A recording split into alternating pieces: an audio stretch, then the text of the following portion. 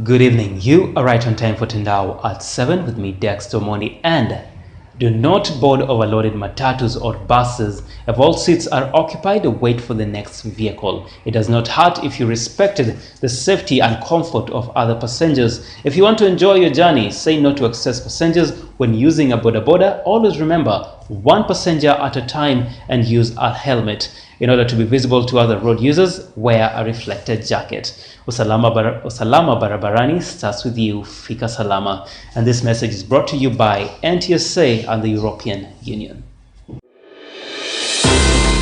Before we begin, let's first take a look at the COVID-19 updates.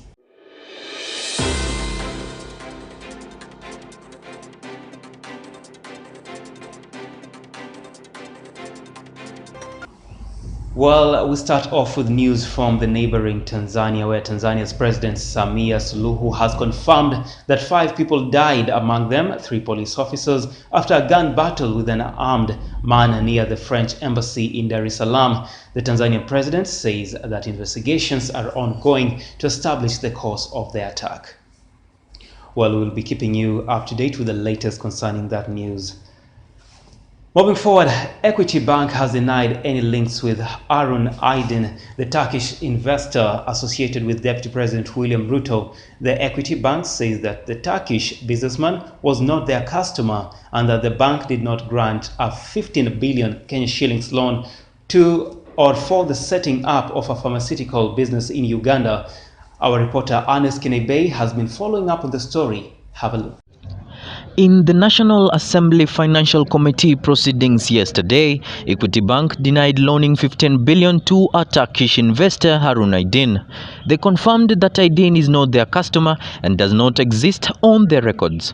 Regarding the subject client,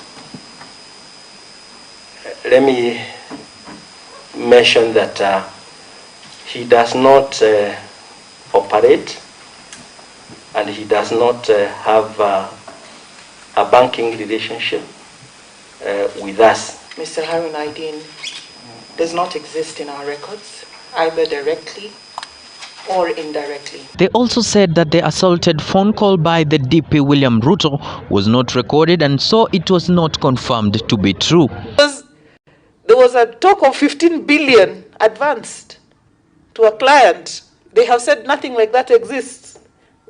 Anybody, even these members of the press sitting here, you can only deduce one thing. The deputy president lied. Ernest Kinebey, Tandao TV. Well, thank you so much, Ernest Kinebey, for that story. Moving forward, more than 15 doctors, among them Kenya medical practitioners and dentist union leaders, spent the better part of the day locked up at the Capitol Hill police station after they were arrested for holding an unlawful demonstration. The doctors are protesting what they claim is unfair dismissal of medics by the Kenya National Hospital and fair engagement of doctors on contract, among other issues. We are the dismissed doctors in KNH. It is unfortunate, it is discriminatory. We will not allow this. Kenyatta released a document yesterday stating that we are in contempt of the contract we signed. We did not sign a contract that says we should not go to school. How many registrars work in other hospitals and still pursue their postgraduate studies here? Unataka ni watibu na knowledge ama ujiga?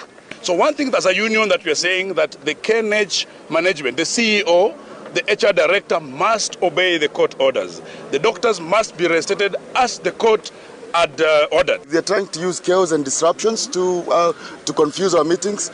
Chaos and disruptions are our best friends. Thank you. Shall be here more than you might think about this week, next coming week, and we won't tell you the time. We might even come at night.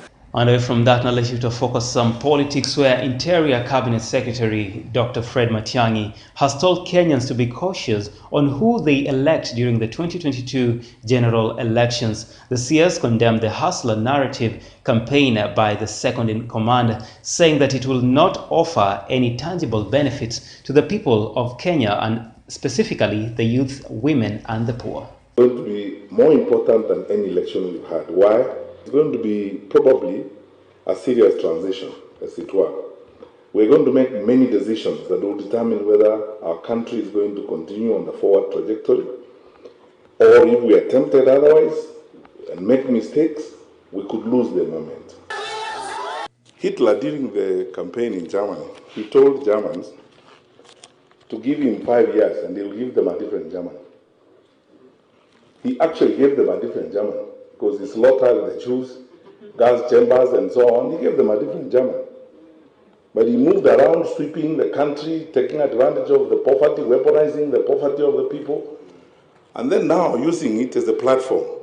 Let's not fall into traps set for us by things that are not true and are not realistic. The abuse of social media in our country is at its unprecedented high.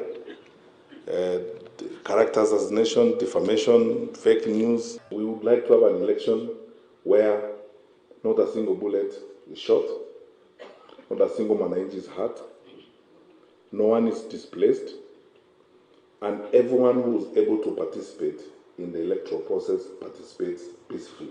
And still on matters politics, a group of youths have embarked on a campaign to popularize ODM leader Raila Odinga's 2022 presidential bid in the Mount Kenya region. Against all odds, Christian Baba diehards, the team has laid down a strategy for door-to-door outreaches for residents to back the former Prime Minister. The strategy was among the issues they discussed during the youth's meeting with the ODM leader in Nairobi on August 4th. We are trying to do is to have a structure or Mount Kenya Baba diehards. So at the top there you have a Mount Kenya office chair. Then from each county you have an office which will be organizing the activities. Then it will trickle down to the sub-counties, to the wards, to the villages, and also up to the polling stations. So what will happen is we have a well organized structure that is going to lay the strategies and implement for Baba. And all this, I must mention this, we are doing this from our own hearts. We are just volunteering. It's us because we don't want like people. So with over 200,000 votes at Baba Ghana last election, with no poster, with no campaign team, with no any rally that was held in Mount Kenya. This time we are going to get more votes than last time because we'll be prepared. We'll do the campaigns. We will hold the rallies through churches and all this so that we can be able to garner as many votes as we can for Baba. Moving forward, at least 6 people died in an accident at Greenstead area near Shinas Boy High School along the Nakuru-Nairobi highway. The accident, which occurred a few minutes to 7 p.m. yesterday evening, was a head-on collision involving a 14-seater matatu headed to Nakuru and a lorry heading to Nairobi. The driver of the lorry reportedly lost control, ramming the North Rift matatu. 5 of the 8 occupants of the matatu died on spot. Another one died in hospital. Kana lori iliyopateki ikawenda ikagonga ile matatu head on. Hapa tunaona matatu ilijaribu kwenda kando, imejaribu kabisa sababu imeenda ile lini ya mwisho ikijaribu kutorokea ile lori. Ukiangalia kabisa utaona vile hiyo gari imekaa na gari yetu vile ilikuwa. Kama hii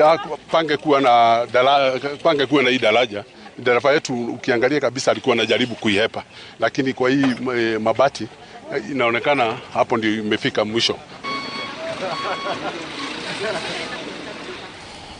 Well, that story from Nakuru gives me a chance to take a short break. But before the break, I just want to bring to your attention the Tandao TV is still giving you shopping and paying your bills. And in case you're wondering how to go about it, it's very easy. Take your phone, go to M-Pesa, send in 100 Kenyan shillings to pay bill number 4044769. Account number remains Tandao.